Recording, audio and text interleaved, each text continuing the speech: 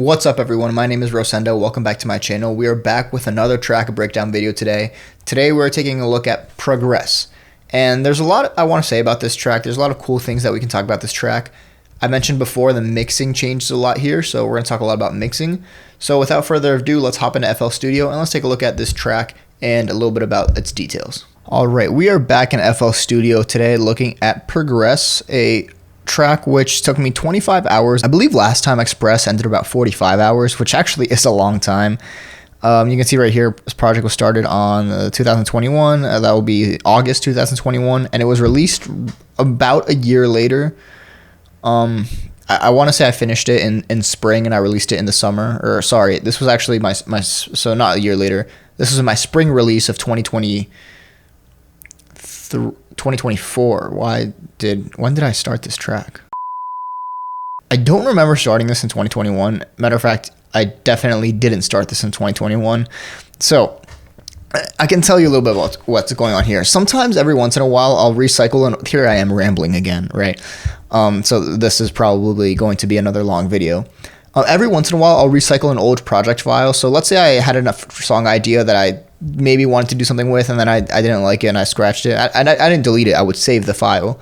And then every once in a while when I want to start a new song idea, instead of just opening a new file, because every music producer knows you have a million project files already that are all random. Some of them are just random, some of them are actual tracks.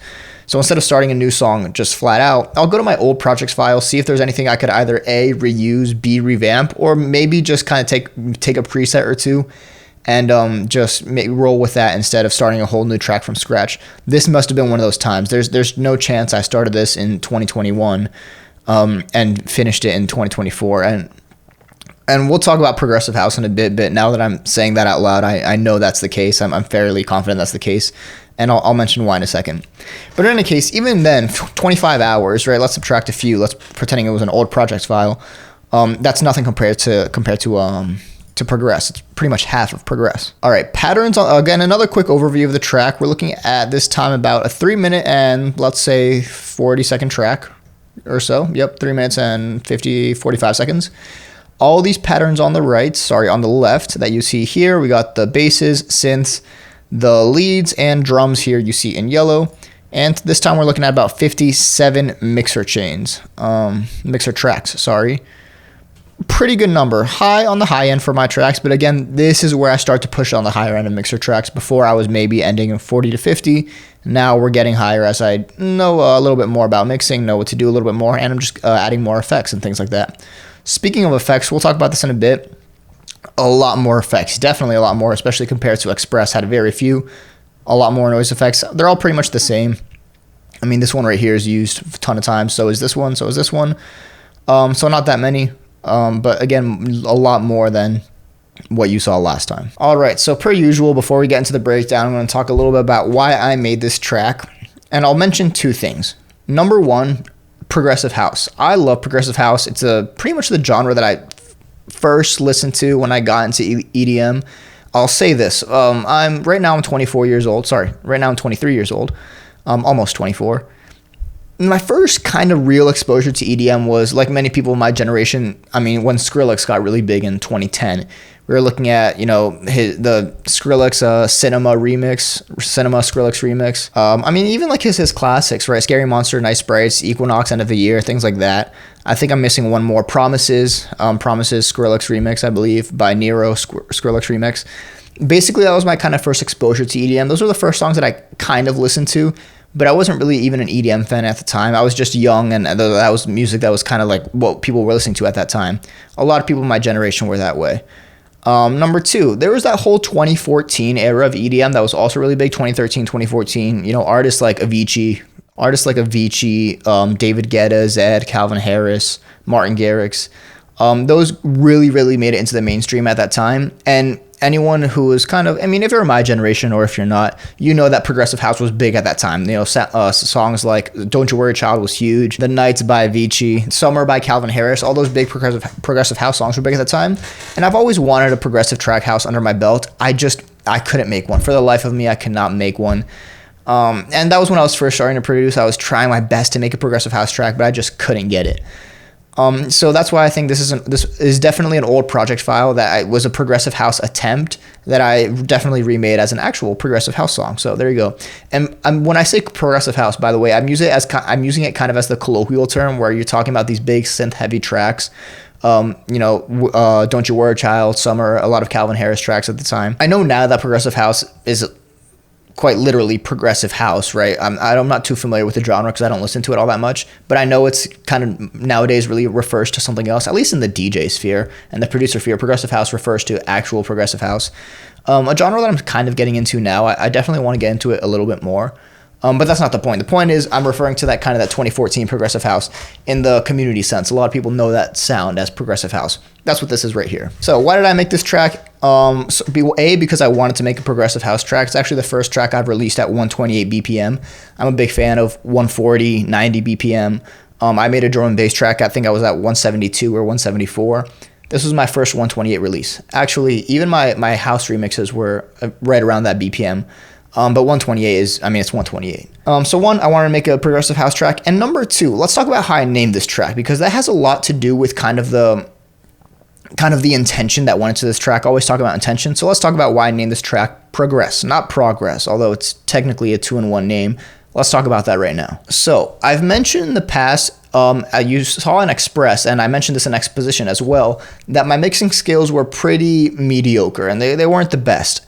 I think this is the track that kind of changes that. Now, they don't, by no means do they get amazing and they're, industry quality, high quality mixing in this track, but it's a lot better. It's a lot better.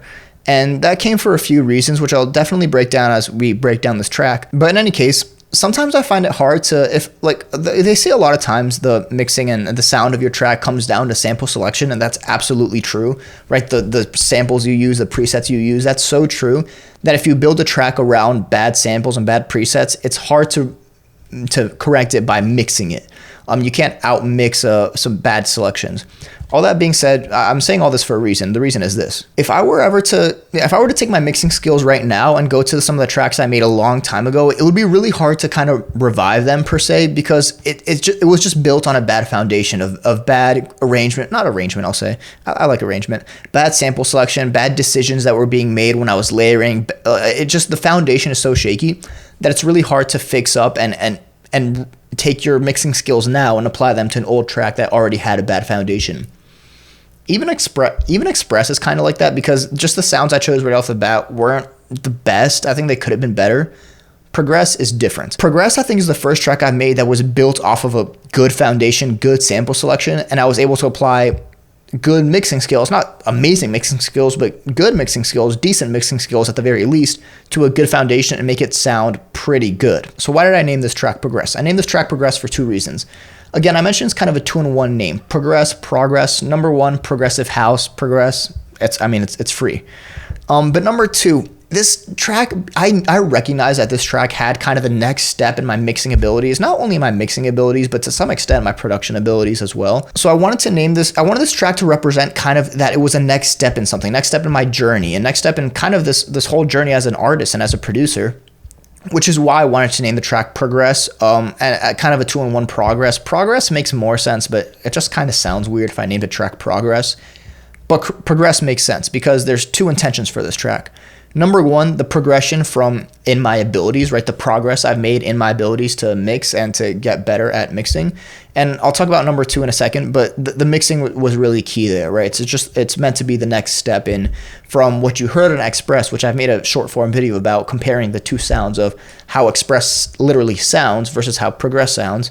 And it's very different, right? You can tell Progress sounds a lot better. Even though it's not amazing, it sounds a lot better, just because of the foundation and because of the skills. So again, Progress, next step in my progression as my journey as an artist. Now we can pretty much get into the breakdown as I talk about the second reason why I named this track Progress, because I mentioned it's a 2-in-1. Progress as in my progress as a producer, as an artist, right? I'm making progress and getting better and better. That was literally the intention of why I named the track, and to some extent why I created this track. But number two, I named this track Progress because the genre is progressive house, and even though I'm using it kind of in the colloquial sense, progression is the main characteristic here. I've talked a lot about intention. I've talked a lot about expression.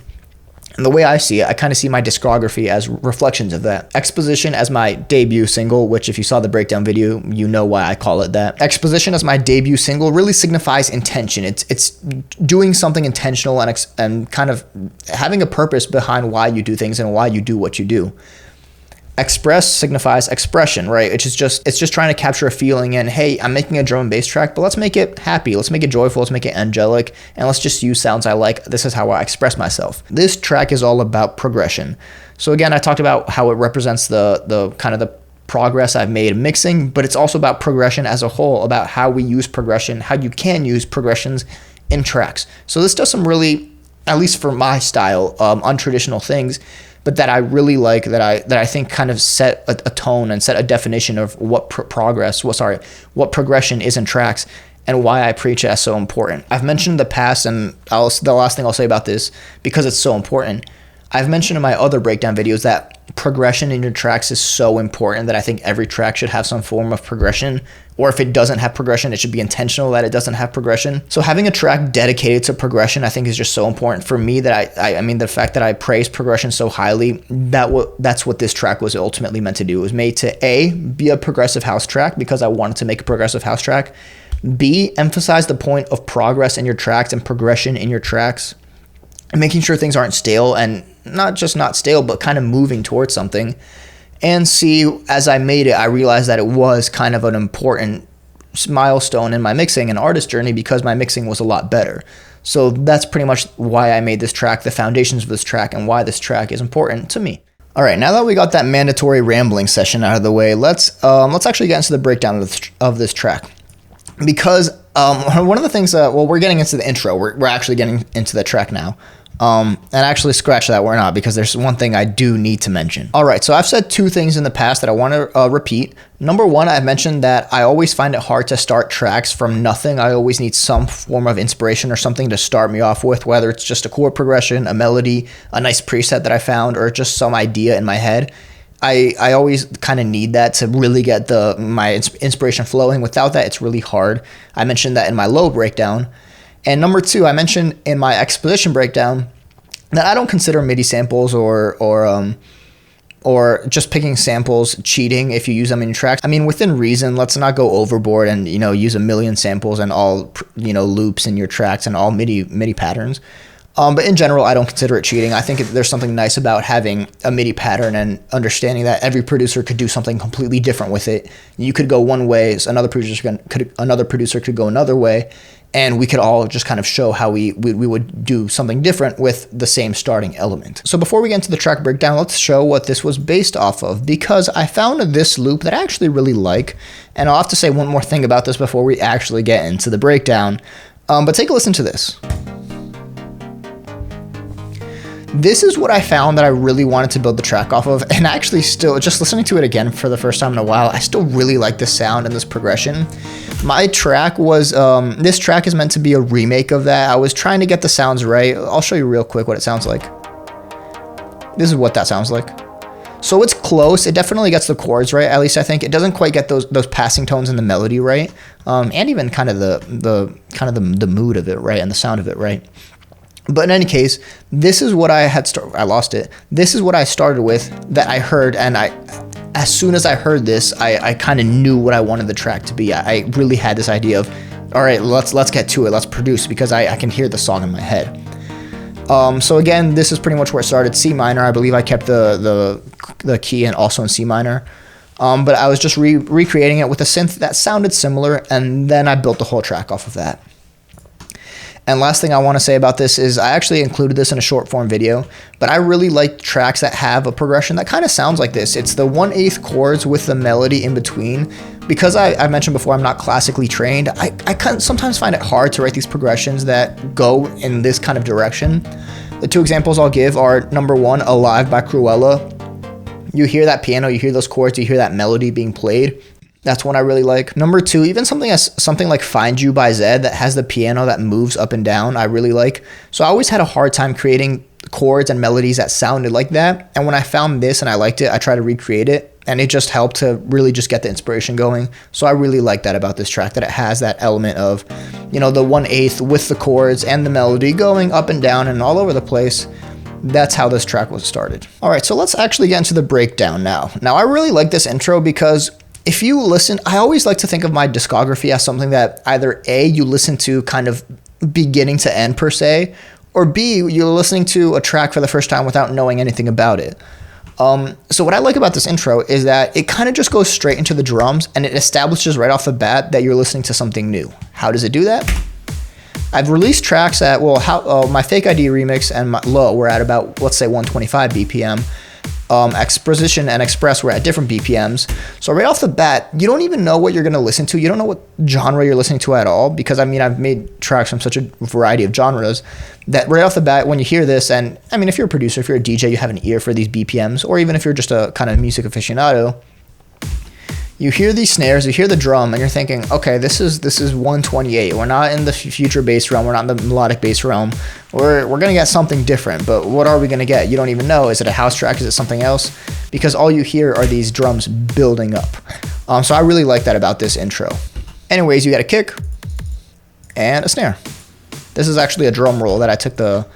this is actually a drum roll. I do believe there's actually no snare in here, and I remember why. But the intro is a kick that we do use the same kick for the drop. So here's your kick. Processing is probably pretty low. Compressor that I did not know how to use. I can absolutely guarantee you I did not know how to use compressors when I made this track, but all the other mixing elements are more or less there. And a drum roll, a snare buildup for the intro. Plus a reverse reverb that I made over here should be I can't remember if it's the synth or the piano, but I believe it's the synth over here. Yeah, it should be the synth. So let's listen to that build up as a whole. Again, I'm going to be talking over these things in case you haven't listened to the track, out on all platforms. So definitely take a listen to it if you haven't already. Snare builds up, noise comes in, reverse reverb. And right off the bat, we establish the chords and the melody, at least part of the melody, with a piano.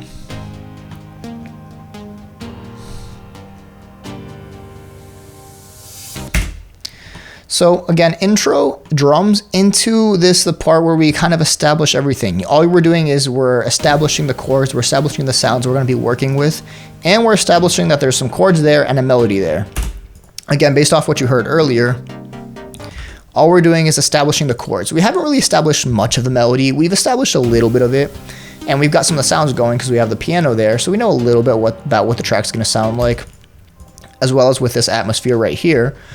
But other than that, we're showing you that something's there, and it pairs really well with this intro because the intro is it's just there to give you the feeling of, hey, this is something different. We're at 128 BPM, but I have no clue what the track is going to sound like.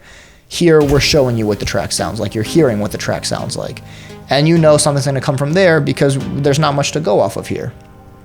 Now, there's about 3 things I need to definitely break down before we get into all the kind of the breakdown of the arrangement, because as you know, I can get carried away when I talk about these things. So I'm going to mention 2 of them right now, and then I'm going to mention the other one as soon as we get into the first verse of this. And actually, the 2 of them kind of go hand in hand, so it'll work out well mentioning this now, because I'm going to be breaking down a little bit of the mixing, just a little bit of the mixing of what I did in here, because again, I mentioned that this track is where my mixing actually gets, I would say, passable. It gets decent at the very least. And I think there's a very clear reason for that. So I wanted to mention that. Now, this track has pretty much all the standard elements that a track should, maybe not should, but has, what a standard track has, which is right here on the side, you can see chords, synths, right? Chords/synths, the bass, and the leads, and of course the drums. One of the things about Exposition is Exposition actually didn't have any leads, and there were some lead layers near the end, which, I mean, they made the track sound better, but they weren't there intending to be leads. They weren't there intending to be a melody. Here it was. And even in an Express, it was a little weird because A, it was not built off of a good foundation, as I mentioned, and B, the leads and the melody kind of played in with the chord movement and the chord progression. I mentioned how they kind of contrast each other, but the real melody there was in the bell, right? The bell kind of had the melody distinct to the chords that really introduced something that sounded pretty different to the synths. Here, it's pretty much all completely different because you have the synths. We're going to give you a quick preview of, even though you've heard the track, presumably. You have the chords that sound something like this. Let's choose a different one. You have the chords that sound something like this. So just pretty standard chords. And you have the leads that sound something like this. And it's filtered. And you have the leads that sound something like this. So it's its own melody, right? I haven't really released a track with its own melody like that yet. And that actually made the track a lot easier to mix because I mentioned before, one of the things I struggled with a lot was actually stereo imaging and trying to get the chords to sound wide and spacious, but also have the track sound good in mono. That's actually something I didn't have to worry about with this track because I had a lead in mono that took up the center. That means I didn't have to worry about the chords. And the power of that has actually allowed me to realize that sometimes the chords, I mean, I love big superstars I mentioned, but sometimes those aren't really what you want to have the center of attention on the track, or maybe you do. But that helped me realize in other tracks that if I have an element that I want to be in the center, it's okay for the chords to be wide and kind of disappear in mono, which is kind of the big realization that I made with this track, having a pretty, not unique, but having a melody that was completely distinct to the chords. So that's why the mixing was a lot better, or at least it made it easier to kind of get the mixing down. And it was such an important kind of revelation for my future tracks. And that's one of the reasons why the mixing was so much better in this track. All right, so back to the actual track. Let's listen to the verse, and then I'll break down the first thing. Actually, I'll break it. I'm not going to forget what I want to break down. So let's listen to it as a whole and get an idea for what we're working with. Let's go back a little bit. Because you got right here, you got the noises coming up. And then you establish the 1/8 patterns. You have a clap going as well. But now we get most of the melody. You have the chords and the melody playing, so the melody's not quite separated on its own, but you hear it. And again, just those 1/8 chops that you get a lot from EDM that I also really like. Here you can hear the melody a little bit more because the melody gets its own pattern. There you go.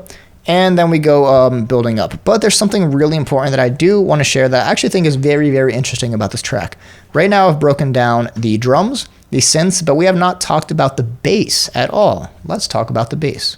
All right, so in the bass, what do we have? We have this nice bouncy bass, an intro bass that's more of a synth.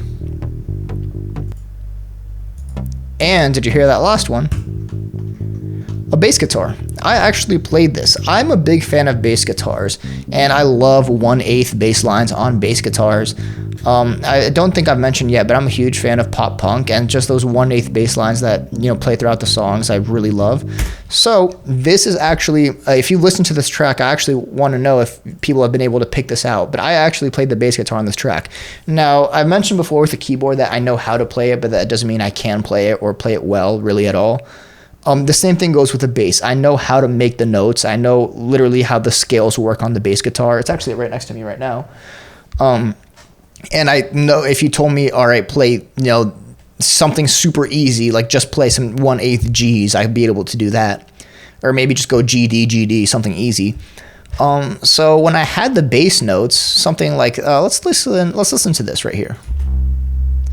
I don't know if you'll be able to hear this, but this is literally just the bass of the tracks. It goes C, G sharp, D sharp, G.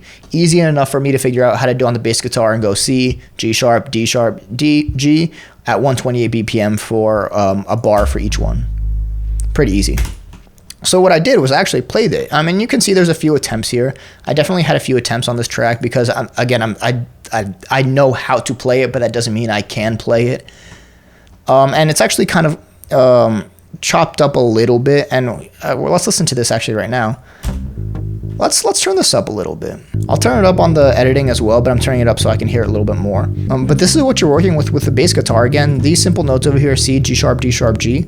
And that's pretty much it. But it adds a really nice feel to it. Again, I love bass guitars, and I mixed it in subtly so that it's there, so that it's the main element. But the fact that I can't play it well isn't apparent. I don't know how I'm going to use the word quantized. I don't know how non-quantized this is, which means how aligned it is with each kind of 1/8 note. Obviously, it's not meant to be perfectly aligned because that takes away from the acoustic feel of it. But If there are any bass players by chance watching this video, you can rate this from 1 to 10 because I'm assuming it's probably horrible, which is why I processed it a ton, right? I got some high passes. I must have compressed this a ton, even though I didn't know how to use compressors at the time. Side note, this is probably one of those exceptions because I knew compressors managed dynamics, and I could probably reasonably manage that dynamics well enough with a compressor. I didn't really know how they worked as far as attacks, releases, and making things punchier, making things thicker. But as far as controlling dynamics works, I knew exactly how to do that. So these compressors might actually be well placed. I put it on to set some saturation, I guess, and EQ'd it a little bit more.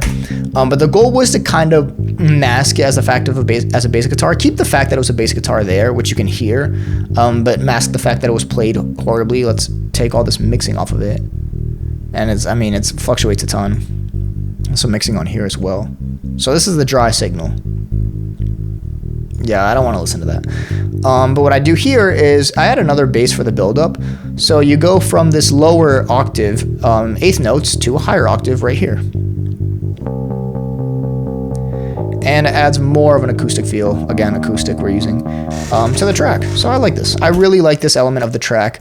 It's one of my favorite things about this track. I think the chord progressions and the bass guitar are two of my favorite things about this track. I love this right here. Anyways, let's move forward. I need to turn this down. All right, so let's talk a little about arrangement, because I'm a big fan of arrangement. You have the chords, I mentioned that already, but after those claps, just establish that 128 and really just keep the feel there. You get some percussion, some extra kind of hats here that add a little bit of groove right as the melody gets a little bit more prominent. So you get a little bit more melody, and it just kind of feels like it's moving forward, like it's progressing. We're going to talk about progression a little bit more, but you get into the build-up. Like every EDM song ever made, the filter opens up here, adds some really nice movement to the track,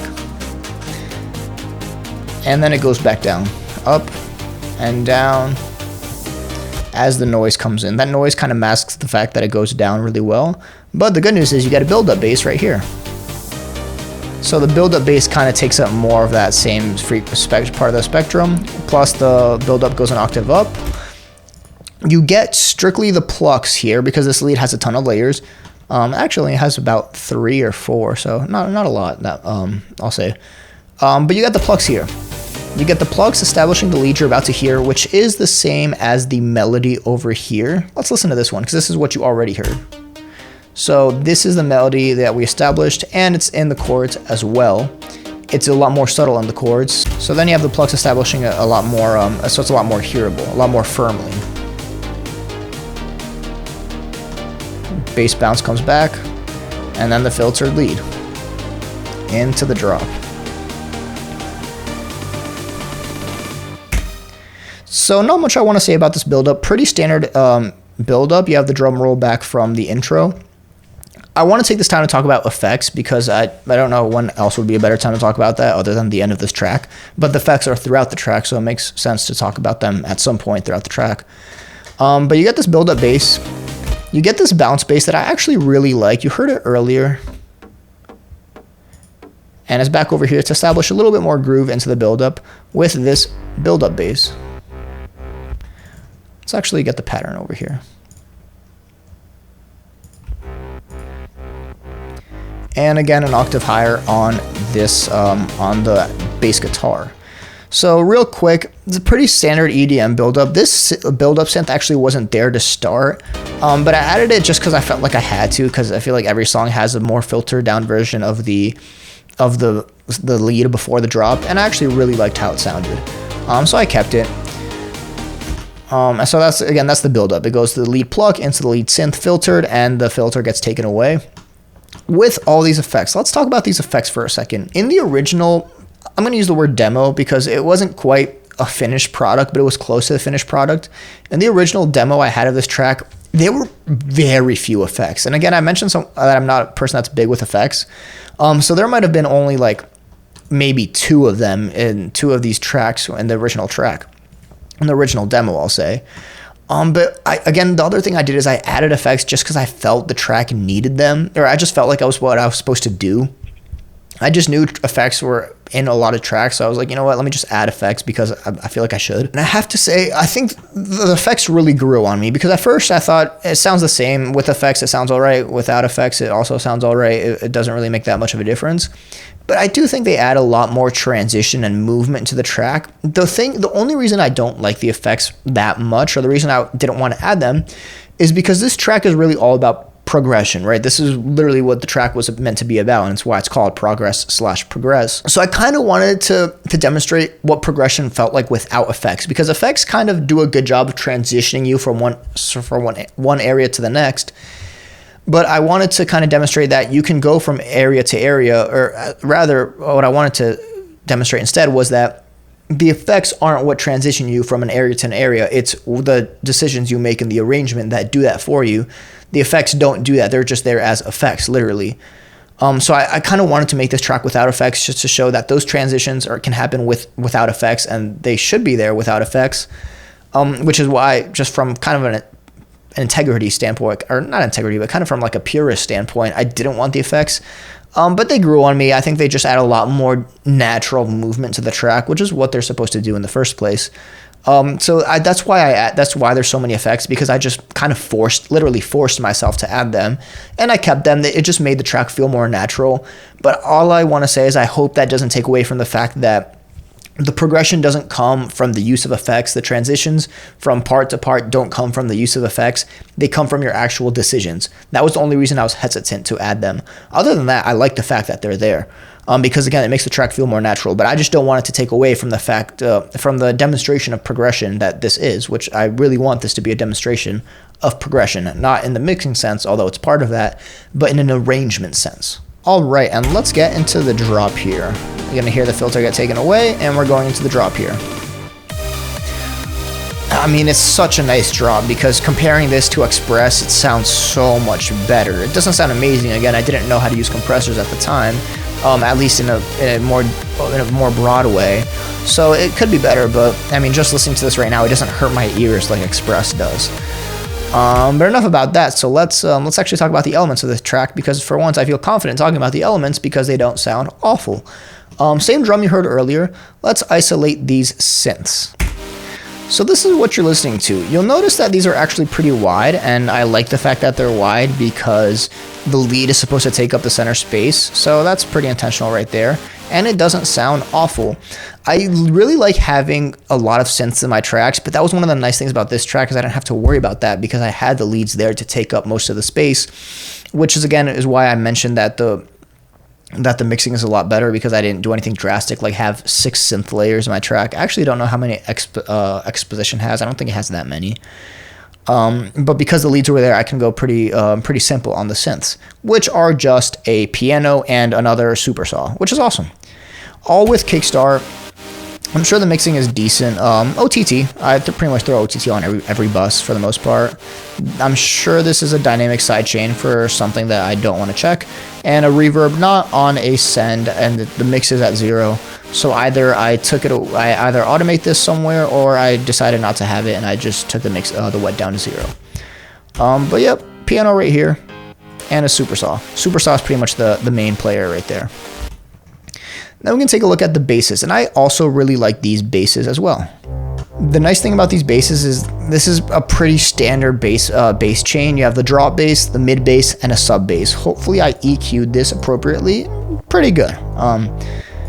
So this is what pretty much a standard bass would look like, and the mid bass is actually pan for once, kind of. Yeah, it's actually pan. Sorry, not pan, but it has some stereo image to it, so that's nice. Good. Sub bass and mono, hard EQ, but that's all right.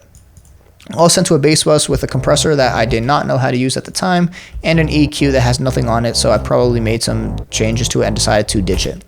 But again, these are the basses that we're working with here. So, I mean, these are pretty full. This is a nice full. I probably could have compressed this a little differently. Let's actually take a listen to that. Yeah, I mean, the Kickstar is on all the individual buses. I usually do that when I automate Kickstars for each one individually at different points, and then I want Kickstar on for one and Kickstar off for another and things like that. I actually don't know if I did that for this track. I probably didn't. But in any case, this is still a pretty nice sounding bass. It takes up a good amount of room. It's not maybe as thick as I maybe could have made it. Maybe I would have turned some of the kind of end basses on the end frequencies on this mid bass up. So it's not as thick, but it sounds pretty good. It gets the job done pretty well. And let's take a look at the leads. So we have 1, 2, 3, 4 layers here, and it's actually 5. There's an extra hit right there on this kind of lower note right there. What is that? The C. Yeah, I was gonna say it's about an octave down. But there's an extra hit from another preset that I had, but I ditched because I didn't like it. But I kept this hit right there. It adds some good groove and some good movement. And I actually think, yeah. So one of the things I did here is the original melody goes down and hits a lower octave, but I didn't really like the synth doing that. I think it just added a little bit. I didn't like how the melody moved when I did that. So what I did is I left the synth. Let's take a listen to this one at a time. Is you'll see these first 3 notes. It goes D sharp, D, D sharp, and it doesn't go down like, say, this one does. It doesn't go down to that C. Again, I just didn't like how it sounded when it went down to the C, but I still liked that movement there. So what I did is I kept the movement there on this other layer right here, on the other sustained layer. And I have two different plucks right here. So these are gonna give us some width. But without that movement there, I wanted to emphasize it in a different way. So I did 2 things. Number 1 is I added this note right here from a different preset. So that different preset goes down and gives you that movement that the main lead doesn't give you. And there's a little bit of a pitch bend here as well. It's very subtle. The more noticeable you made it, the more it took away from the sound. So it's there, but it's subtle. Let's see if we can listen to that on its own.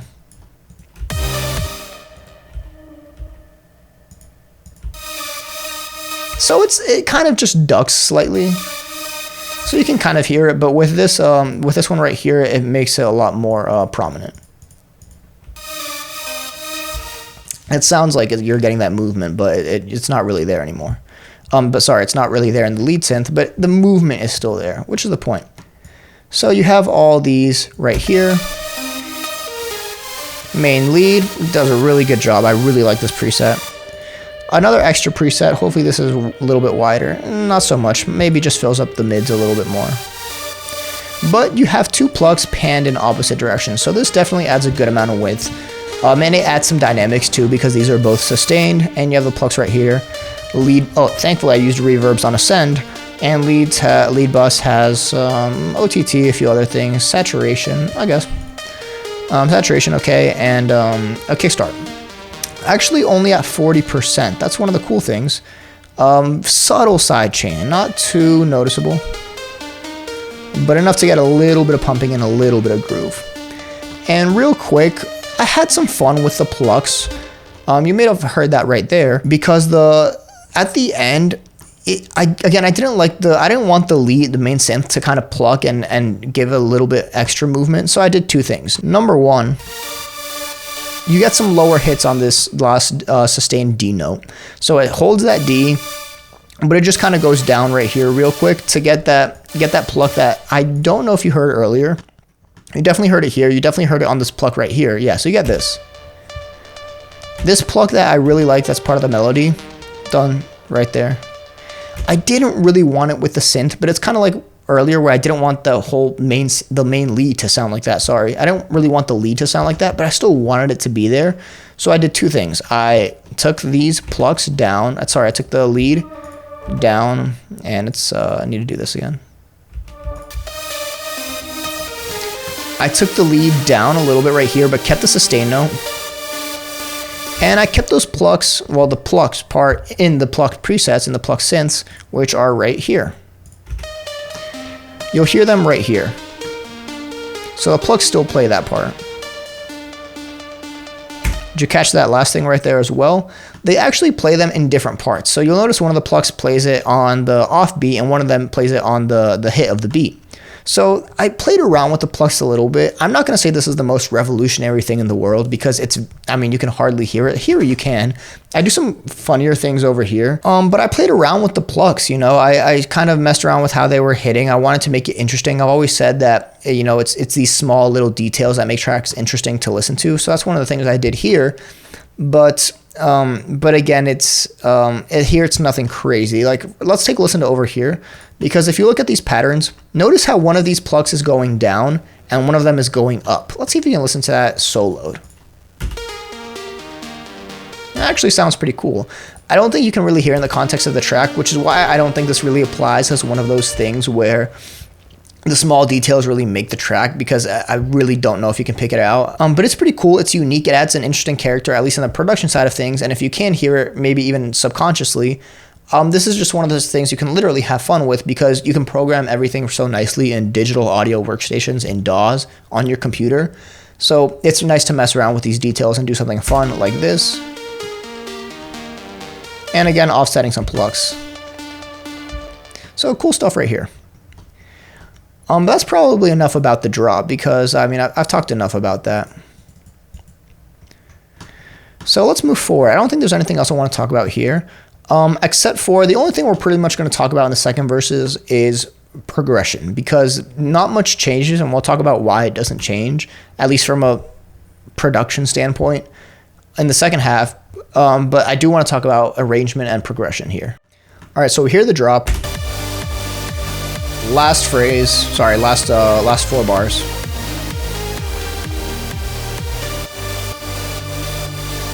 And we go back to where we were earlier with a difference. A little bit of noise here, and this is really where the progression comes into play. Take a listen to this. So the difference is in this. Earlier, there was less noise, less effects, and we had less of the melody, right? So the melody wasn't really there. Here, after the drop, we have pretty much all of the melody. So it's the melody you already heard, but now it's reestablishing the sound and the feeling with, again, a little bit of noise. And the piano might even be a little bit louder. Even if it's not right here, it's a little bit louder, so the piano adds more impact right now. And from a progression standpoint, I always said that artists should kind of prevent having one area sound exactly like another. And there is actually one exception I have to that rule. I'm not even calling it an exception, because it's part of the fundamental arrangement process to begin with. But let's say this didn't even sound the same, right? Let's say the melody wasn't there and it sounded exactly the same as it did over here. The difference is this. It's how we get there. And that's actually very important. So I want to talk about that for a little bit, because one of the things I see the arrangement and just any song I listen to as is it's a journey, right? It's kind of taking you from point A to point B. And it's not just about point A to point B, but it's about how you get to point A to point B. You know, it's about where you're going and how you get there. So when you have two parts of the song that sound the same, if you're getting there by different means, through different ways, I think it sounds really interesting, and it can give you a really interesting kind of progression to the track that you wouldn't get otherwise. So although these sound the same, although they sound different because the melody's here, I like that progression aspect. I wouldn't really want it to sound the same there because we already established the melody. So we're going to keep it moving forward, as I've said probably 1,000 times already. We're going to keep it moving forward by having that melody there, right? You heard this earlier, the melody wasn't really there. Now it is. After you already heard it, you get the melody to reestablish the bass, but with the melody. The melody is now the new bass of the track. And B, as I mentioned, we got there differently. In the previous section that sounded like this, we got there through a snare build, through a build-up. Here, we're getting here on a come down, right? We got over here on a build-up, and then we reached that home bass. Over here, we're at that peak point, and then we're getting it on the come down. So again, it's not just about where you're going, but it's about how you get there. That makes such a big difference, and I'm going to talk about that more later over here. But you get the nice noise effect, and you go into the 1/8. So what is progression all about? Progression is all about moving forward per se. At least in this case, I talked about, you know, where you're going and how you get there. Here, we're talking about moving forward with the track. So earlier in the first verse, it sounds like this. No drums, just a clap on every beat, and just a little bit of percussion. Now that we already heard that kick drum in the context of the track, going from these chords to the melody, and actually on the transition, we get these bass notes moving downward right here. Boom, boom, boom.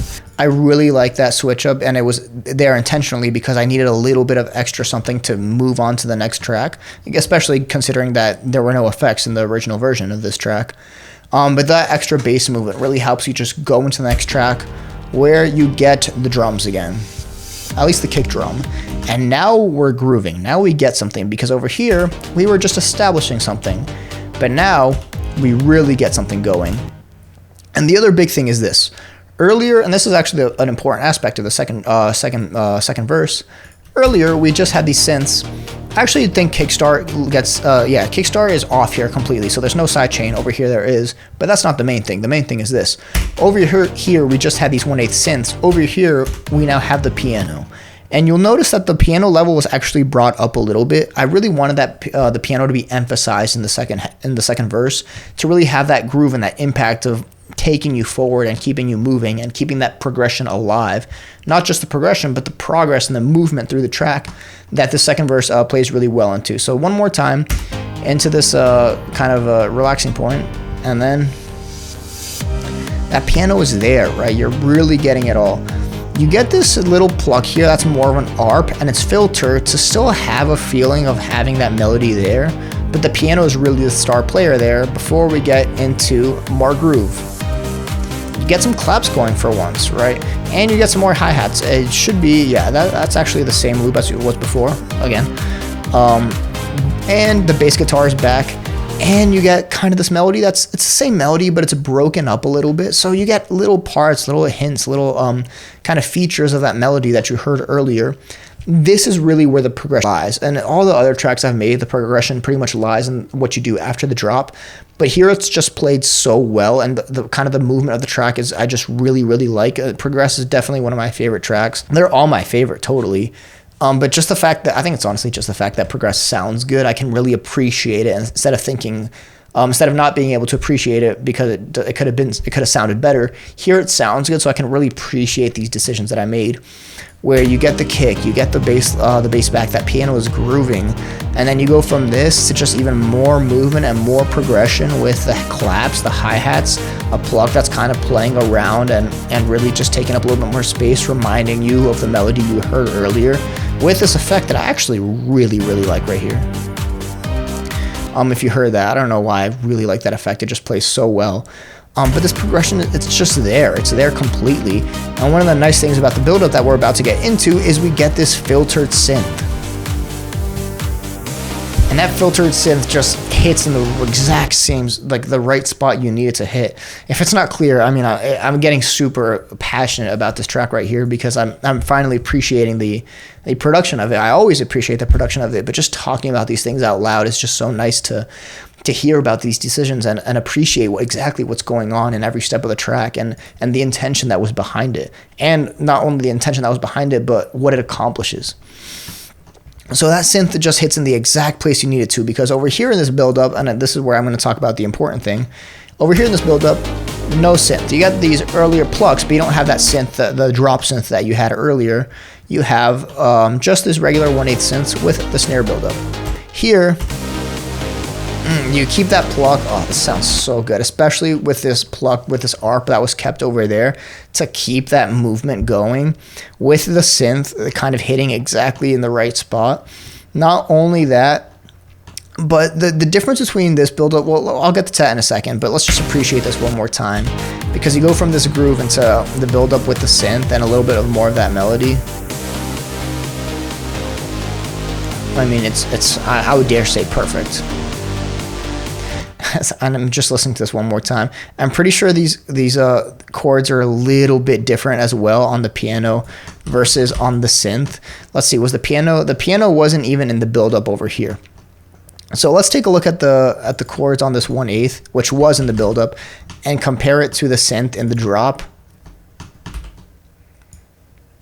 Different chords. Some of these are different, different inversions here. So I just reminded myself there that the synth has different inversions on the chords. So the build-up, I mean, it just sounds so different to the first, because the chords are inverted. So instead of getting this, we're going to use the word normal, because we're established the normal chord progression over here, especially right there. You get these inversions, especially on this last one, that really changed the mood. I would say drastically, at least to my ear. Wow, this is an amazing track.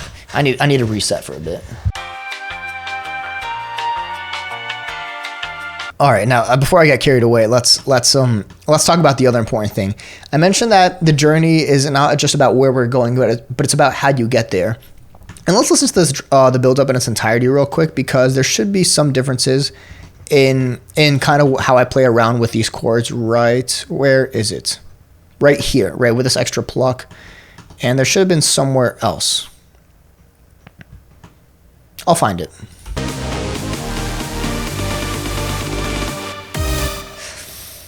You know what?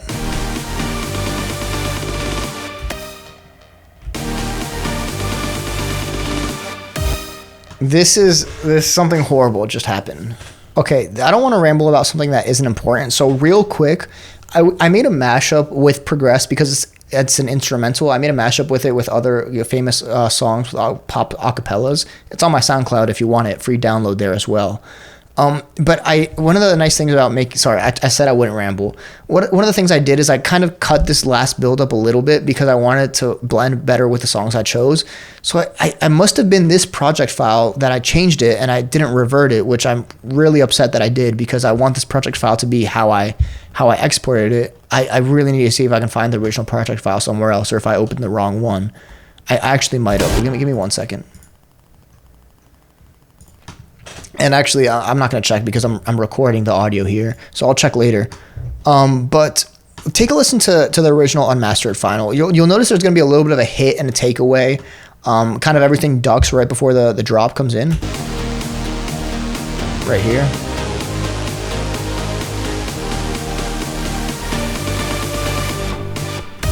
Right, so that's on streaming platforms. That's what the song sounds like. But here it doesn't.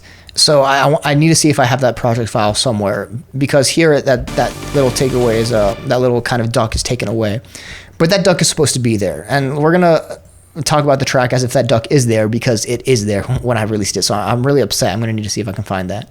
In any case, so let's take a look at this. Let's pretend this is what the track sounds like. All it would really be is just some cuts in the project file. Like, let's say right here, this would be cut a little bit. This synth would be cut into two, things like that. But where I was going with that is, it's not about where you're going, the journey. It's not about where you're going. It's about how you get there. And the drop is actually exactly the same. I'm pretty sure it's exactly the same in the second drop as is in the first drop, which I've mentioned is some kind of a big no-no. It's one of the things I say not to do. But the whole point of that is to emphasize the progression of the track, and to emphasize that point that I just mentioned, that even if the drop sounds the same, because we get there in a different way, it sounds new, or at least it feels new. And that's another important part of progression that I wanted to make sure it doesn't go unnoticed. That's not just about always moving and always changing things, because I've said that as long as you keep moving forward, it's, and making it sound different, then that's progression. But not really. Progression can be taking the same sound but just getting there differently. That is the point of the second buildup, because the second buildup has that synth. It has I think it had something else. It had the piano, and it just sounds different. And with that extra duck and that extra break, it just takes you to the drop in a completely new way. And that's one of the things I also really like about the second buildup. So let's listen to that right here one more time. It's gonna duck,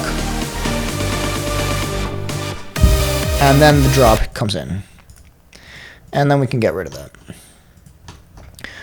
All right, so again, second drop is exactly the same. Let's just take a quick overview. Synth, piano,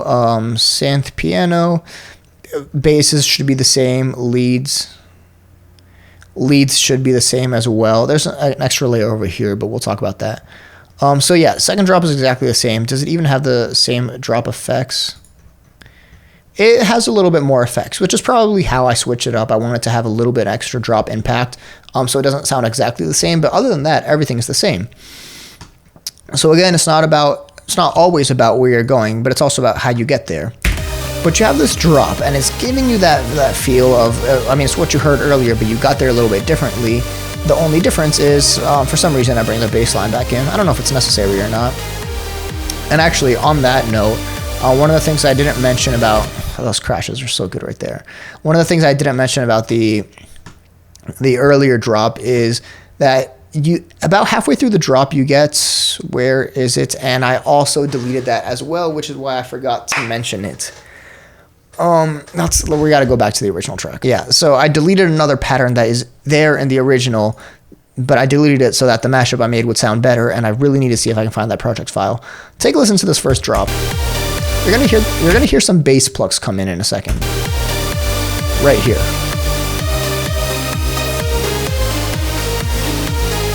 So you should be able to hear that. Those bass plucks come in and change up the second half of the drop nice. They get a little bit more groove before we establish all this groove over here. So those bass plucks add a nice groove. I don't believe I add those back in the second half of the drop, which I remembered because it looks like I added this bass line back in. But in any case, in the second half of this drop, I don't add those bass plucks back in. And that's actually one of the things I really like about the second half of the drop is, let's ignore these presets, these extra layers for a second. The second half of the drop pretty much sounds exactly it is kind of the same as the first half of the drop. And I really like that because it really just feels familiar, and not really familiar is the right word, but I just like how the drops sound, and I didn't really want to change it, right? You're getting that movement already through the melody going up and down, and getting it one more time going up and down I really like it, and I didn't want to change it.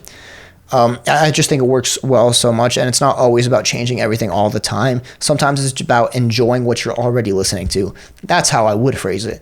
I didn't want to change it because I already like what I'm listening to, so I want to enjoy it for a little bit longer, really enjoy what you're already listening to instead of thinking about always changing something. And that being said, I really like these crashes I added right here. I added a ride and a crash.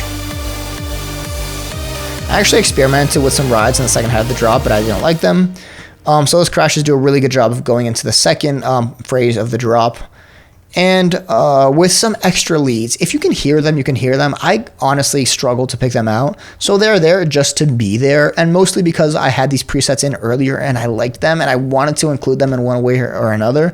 But I just didn't see how they would fit in the track. So I just threw them in the second half of the drop. Probably panned them or give them quite a bit of space so they can go to the sides. But they're there. They're there just to be there. This is a nice glide, and I'd never found a place for this, but I liked it. And this is a nice kind of buzzy one that I also didn't find a place for, so I just threw it in the second part of the second drop, just so there could be some change there. But it's really not the change that makes it. It's just enjoying that a little bit longer. Crash, crash. So if you really listen to it, you can hear it, but it's very, very subtle. Again, all you're really doing is enjoying what you already heard for a little bit longer, and the cake gets taken away. Really good transition into the end. Everything stays there. It looks like the cake start stays on as well. Everything's still there. And all you do is enjoy this sustain into the outro. And this is just it's the perfect way to end the track with basically what you started with. Except we established the melody, basically with what you started with, except we established the melody already, so we're ending with the melody. And I just couldn't imagine another way to end the track, right? Ending the track with what kind of your foundation of the track. The piano's there hitting, and you get that bonus downward movement of the bass notes in this melody that I mentioned I really like. So let's take a listen to that on its own with a cadence on the piano. And it works really well.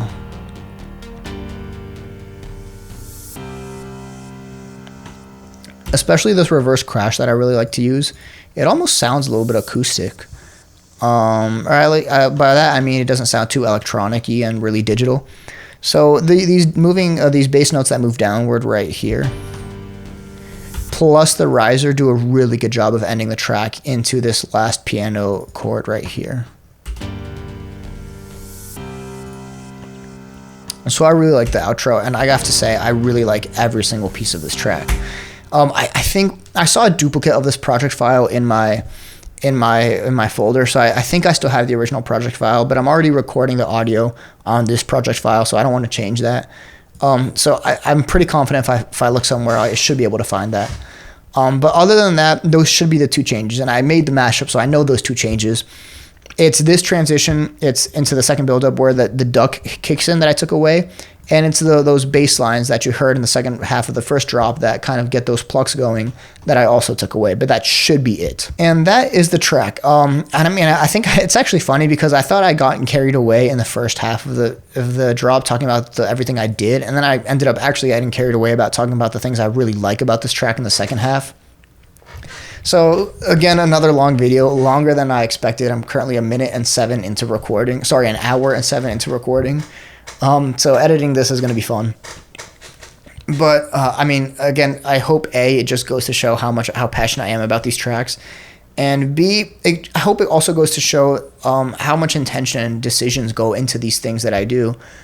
Because I mean, that's kind of the main thing with all my music. It's about music with intention and doing things intentionally, and not just throwing sounds there and trying to make music that's, it's going to be trendy or popular or this or that.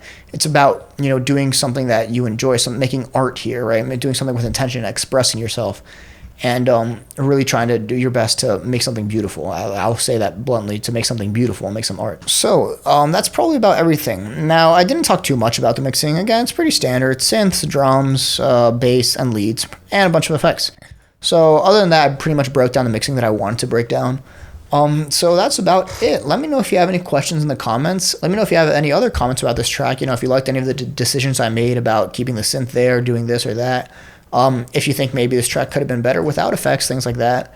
I would appreciate any feedback, because I rambled so much about this track, about how I love everything I did, but I would appreciate it if you said, hey, you know what, maybe you could have tried this or that or the other thing. So yeah, thank you for watching. Don't forget to like and subscribe. Up next in my discography, we have Release. I might upload another video before I break that track down, just because I have another one in mind, and I don't want to go rapid fire on my discography because I'm actually running out of tracks. Don't get me wrong, I have more working, but obviously I'm making these videos faster than I'm releasing my tracks. But we have Release and another track that's actually already submitted for distribution, so hint right there. So I'll be able to break down those two. But that being said, I'm hopefully going to make a few more other videos. Let me know if you want to see any other videos in the comments. But again, thank you for watching. Don't forget to like and subscribe, and I'll see you guys next time.